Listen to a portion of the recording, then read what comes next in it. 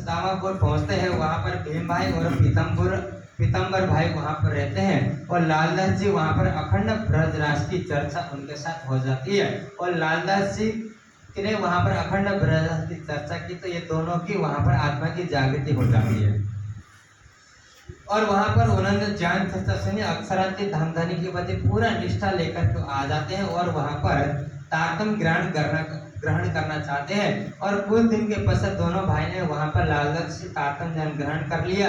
उनको अक्षरांति धामधनी की पूरी पहचान हो गई। उन्होंने अपना पूरा जीवन धामधनी के चरणों में समर्पित कर दिया।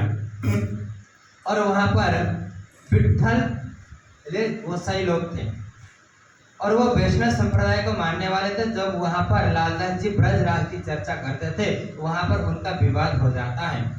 और भीम भाई और पीतम्बर भाई ने तारतम ज्ञान ग्रहण कर लिया और वल्लभाचार्य मत में वहां पर खलबली मचती कि वो भी उसी मत को मानने वाले थे।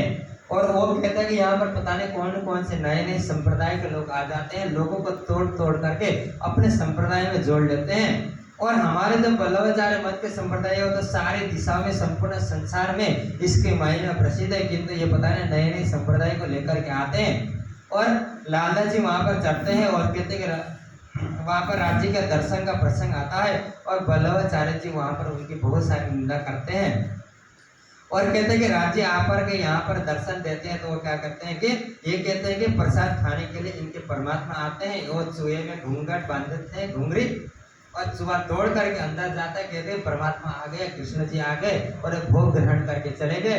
इस प्रकार के रोज यहाँ पर नाटक करते हैं और लोगों को यहाँ पर इकट्ठा करते हैं। ऐसा गोसाई लोग वहाँ पर उनकी निंदा करते हैं और थाल में भोग रख लेते हैं घुंघरी बांध करके और चूहा खा जाता है। कहते हैं कृष्ण जी ने आकर के भोग ग्रहण कर ले। इस प्रकार से ये तो घुंघरू मार्ग है, ये तो चूहे का मार्ग है, ऐसा करके वहाँ पर वो निंदा करते हैं। उनको वास्तविक सत्य से कोई लेना देना नहीं होता है। इस कारण से वहां पर खिला देते हैं, आडंबर है ये तो कुछ भी नहीं। इस भांत शहर में निंदा निस्दिन हो। इस प्रकार प्रतिदिन वहां पर धर्म और अधर्म का प्रतिदिन वहां पर विरोध होता रहता है। संसार में धर्म है तो अधर्म भी है। जहाँ पर धार्मिक लोग हैं तो समाज में अधार्मिक लोग भी होते हैं। समाज में दोनों प्रकार के व्यक्ति होते हैं। रावण है तो राम भी है। जहाँ पर कृष्ण जी होंगे वहां पर कंस भी होगा। इस कारण संसार में सत्य और असत्य का जो है दोनों का जो मार्ग है वो चलता रहता है। इस कारण से इसमें डरने की कोई आवश्यकता नहीं है। जो सच्चा मार्ग का अनुसरण करेगा वो हमेशा ही सत्य को प्राप्त कर सकता है। इसलिए लालदास जी वहाँ पर चर्चा सुनाते हैं और वो वहाँ समर्पित हो जाते हैं और वहाँ पर लालदास जी की महिमा का गायन किया जाता है। और वहाँ पर सुदामापुर में दिन रात आध्यात्मिक चर्चा चलती है, परमधाम की चितौनी चलती है। वहाँ पर परमधाम के परिवर्तन के इसमें ज्ञान दिया जाता है। और लालदास वल्लभाचार्य मत के अनुयायी को लालदास जी ने क्या कर दिया, कुछ प्रश्न पूछा तो उनका प्रश्न खत्म हो जाता है और धीरे धीरे करके वहाँ पर चर्चा सुनने के लिए अब धीरे धीरे सुंदर साथ का समूह वहाँ पर बढ़ने लग जाता है। वहाँ पर लाल भाई धनियानी वो भी परमधाम के मार्ग पर आ जाती है। इस प्रकार प्रतिदिन वहाँ पर भंडारा चलता है और वहाँ पर प्रतिदिन मस्तक बंदर से रहने वाले माऊजी भाई के बेटे कांजी भाई वो भी वहाँ पर आकर के तारतम ज्ञान ग्रहण कर लेते हैं। इस कारण से यहाँ पर बहुत सारे लोग नए नए सुंदर साथ जुड़ जाते हैं। सोई चर्चा सुनाते जाको धनिया पकड़े हाथ। सुंदर साथ के समय वही बैठ करके चर्चा सुन सकता है, परमधाम की चितवनी वही कर सकता है, वाणी का मंथन वही कर सकता है, सेवा वही कर सकता है जिसके हाथ को धामधनी ने अपने हाथ से पकड़ रखा। मतलब जिसके ऊपर धामधनी की विशेष कृपा होती है वही वाणी का श्रवण कर सकता है, वही वाणी का चिंतन कर सकता है, वही चितवनी कर सकता है और कोई भी इस कार्य को नहीं कर सकता है। जो धामधनी ने जिसके ऊपर विश्वास करके अपने परल हस्त रख दिया हो वही जागनी कार्य को कर सकता है, वही जागनी के मार्ग पर आगे बढ़ सकता है।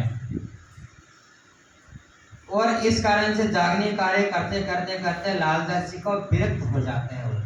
अब मुझे कुछ भी नहीं करना है, वो सारा कुछ छोड़ करके अब सोचते हैं कि इनको राज्य काल के चाहे करने पहुंचे मोमिन हो सकते मैं सब कुछ छोड़ करके राजीव के चरणों में जाऊं, लेकिन अभी उनसे माया नहीं छूट रही है। और तब माया की तरफ का हुआ धक्का जो उनको पहले धक्का लगा के सबसे पहले तो उनके गोदाम में आग लग जाती है। तो समुद्र मार्ग से जब उनके 99 जहाज आ रहे थे तो 99 जहाज भी वहां पर डूब जाता है, उनका सब कुछ भी नहीं बचता है। जो था अपने उधारदार जो भी बचा सब बेच बाच करके जो रेंट चुकता करना था वो दे करके अब वो सोचते हैं कि मैं अब बिहारी जी से मिलूंगा नौतन पे जाकर तभी जा करके मैं अन्न ग्रहण करूंगा, ऐसा सोच करके वो प्रतिज्ञा ग्रहण करते हैं। और जब जब भी वहाँ नौतनपुरी जाने के लिए प्रयास करते हैं तो उनके जो लेन देन वाले होते हैं वो आकर के उनका रास्ता रोक लेते हैं, मैं हमारे धन संपत्ति दे दो तभी जा करके यहाँ से चले जा सकते हो। तो उनको पता था कि यदि लालदास जी नौतनपुरी जाएंगे तो फकीर बन जाएंगे तो हमारे पैसे रुपए मिलने वाला नहीं। समाज के धनाढ़ लोग क्या चाहिए, उनको आध्यात्म से कोई मतलब नहीं, उनको धन दौलत से मान प्रतिष्ठा से अधिक महत्व रखता है। इस कारण से वो सोचते हैं कि लालदास जी को किसी तरह से नौतनपुरी जाने के लिए नहीं देना है, उनको किसी तरह से रोक लिया जाए। वो कहते हैं कि तुम्हें वहां नहीं जाना है, जाना तो तुम सूरत जाओ। वो बताते हैं तुम्हें सूरत जाना है, नौतनपुरी तो किसी हाल में हम जाने, और रास्ता रोक करके नौतनपुरी जाने का पूरा मार्ग पर अपने अपने लोगों को बिठा देते हैं कि उनको वहां पर जाने के लिए नहीं देना है। और वहां से मोरल पाटन आए व्यापारीदार, वहां पर पहरेदार ने उनको मना कर दिया, नौतनपुरी तो नहीं जा सकते, आपको जाना था आप सूरत जा सकते हैं। ऐसा करके उन्होंने उनको राह निर्देश दे दिया। बहुत रदल बदल वही माने नहीं सुकन, वहां पर पहरेदार जो थे चौकीदार रखा गया था उनके साथ बहुत अधिक वाद विवाद हो जाता है। और वहां उन्होंने कहा कि मुझे नौतनपुरी जाना है, मैंने प्रण ले रखा है कि वहां जाकर के सदगुरु महाराज के चरणों में प्रणाम करूंगा तभी जाकर के मैं अन्न जल ग्रहण करूंगा, उससे पहले नहीं करूंगा। उन्होंने कहा कि हम तो आपको वहां जाने नहीं, आपको सूरत जाने के लिए हम आदेश दे सकते हैं। सब कहते हैं कि आपको सूरत जाना है। इस कारण से तब वहां से दीप आए, वहां से 15 दिन वो आकर के मारल पटन से दीप बंदर आते, वहां पर 15 दिन तक वो वहां पर रहते। दीप बंदर से सुंदर साथ भेंट करके शीघ्रता पूर्वक वहां से नाव में चढ़ के गोगा पहुंचते हैं और नाव चढ़ के आए बंदर सूरत। और सुंदर और वहां पर सुंदर साथ के समूह में कुछ हो जाते हैं धीरे धीरे आने के लिए, तो वहां से वो सूरत पहुंच जाते हैं। 1729 का समय होता है, वहां पर सूरत आ जाते हैं। और सूरत में श्री जी साहब वहां पर विराजमान थे, तो उन्होंने आकर के श्री जी के चरणों में प्रणाम किया और उन्होंने अपना संपूर्ण जीवन धामधनी के चरणों में अर्पण कर दिया। और उन्होंने कहा है कि मैंने अपना प्रण ले रखा है कि जब तक मैं बिहारी जी के चरणों में जाकर के प्रणाम नहीं करूंगा तब तक मैं अन्न ग्रहण नहीं करूंगा, ऐसा उन्होंने अपने प्रतिज्ञा वहां पर कहा। तब श्री जी अपने चित्त से बड़ो पाए सुखा, लालदास जी को देख करके श्री जी बहुत प्रसन्न हो जाते हैं, क्योंकि श्री जी को पता है भविष्य में इनके द्वारा ही जागने का जो सारा वृत्तांत लिखाना जाना है, भविष्य में बड़े बड़े कार्य जो है इनके आने से ही संभव है। इस कारण श्री जी बहुत प्रसन्न होते हैं। प्रसाद ले हो उठो अब यो कहिया श्री मुख, तो श्री जी कहते हैं कि अब उठो, अब तुम जा करके भोजन ग्रहण करो। तब लालदास से कहा हमको अकड़ अनाज, हमने अनाज को छोड़ रखा है और हम जब तक प्रण को पूरा नहीं करेंगे, बिहारी जी के चरणों में जाकर के प्रणाम नहीं करेंगे, तब तक जाकर के हम क्या करेंगे, भोजन ग्रहण नहीं करेंगे। तो श्री जी अपने बुखार में कहते हैं भैया पूरा तुम्हारा पान, अब तुम्हें कहीं जाने की आवश्यकता नहीं है। 1715 से लेकर के आज तक 1729, लगभग 1730 से एक साल कम, इतने समय तक श्री जी ने अपने स्वरूप को छुपा करके रखा। आज तक किसी को ये नहीं कहा था कि मेरे अंदर साक्षात अक्षरादेव बैठ करके लीला कर रहे हैं। आज यहाँ पर श्री जी स्वयं अपने बुखार में कह रहेगा अब तुम्हें कहीं भी जाने की आवश्यकता नहीं है, तुम साक्षात अक्षरादेव धामधनी के चरणों में आ गए हो, तुम्हारे सारे मनोरथ पूर्ण हो गया, अब तुम जाकर के भोजन करो। अब यहाँ पर श्री जी अपनी महिमा का वर्णन स्वयं कर रहे हैं कि मेरे अंदर साक्षात राज्य बैठ करके लीला कर रहे हैं।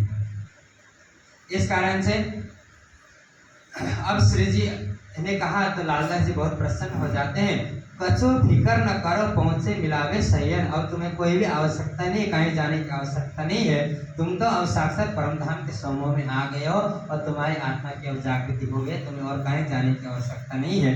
इस कारण से अब लालदास जी वहां आकर के श्री जी के साथ मिल जाते हैं और यहाँ से अब जागने का जो है कार्य जो है और मजबूत तरीके से हो जाता है।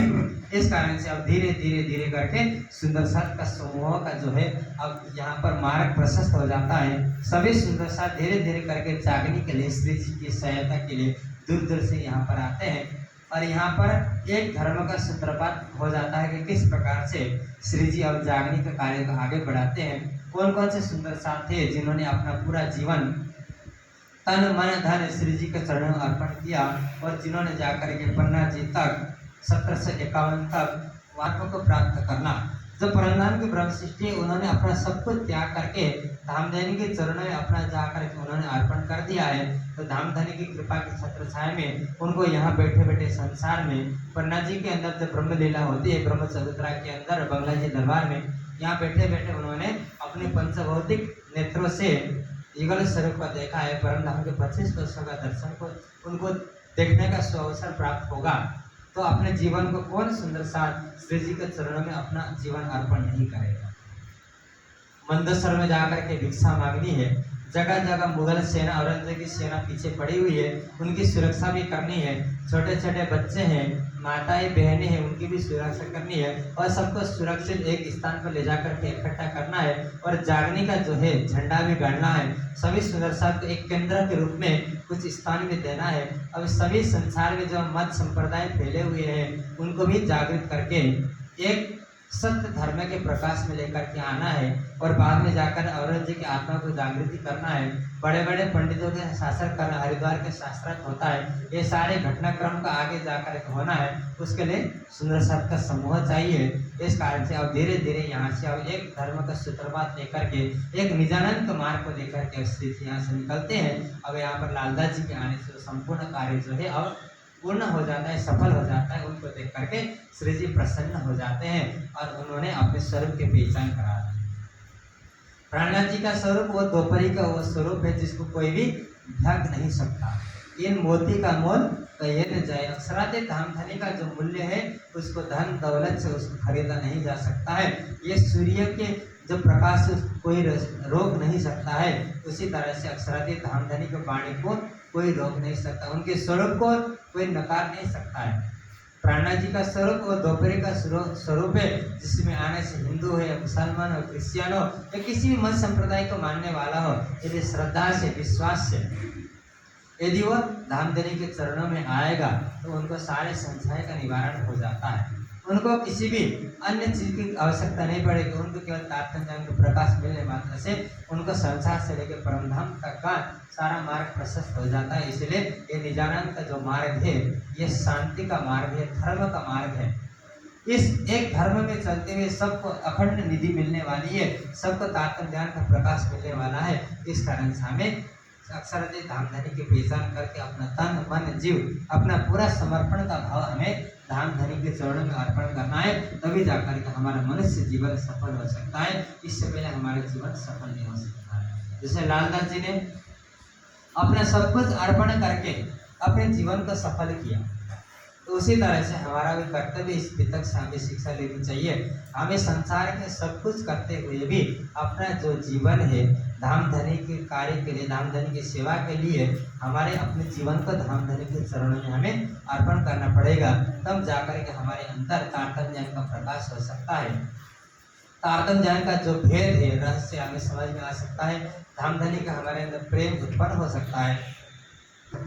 इस कारण से हम अपने तन मन जीव को धामधनी के चरण में अर्पण कर दें। इस कारण से आगे अब कौन कौन सी घटनाएं घटती है, एक धर्म का सूत्रपात हो जाता है।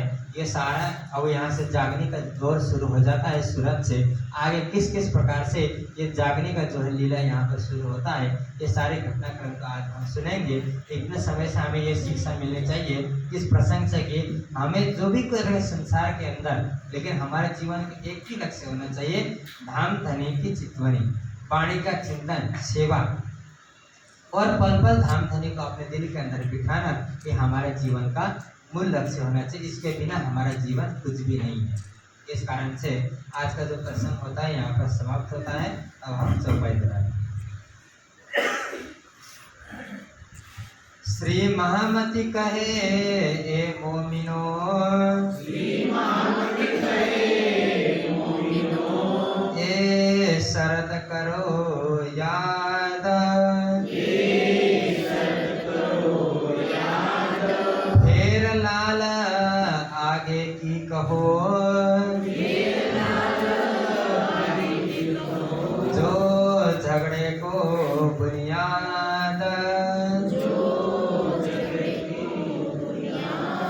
जो झगड़े को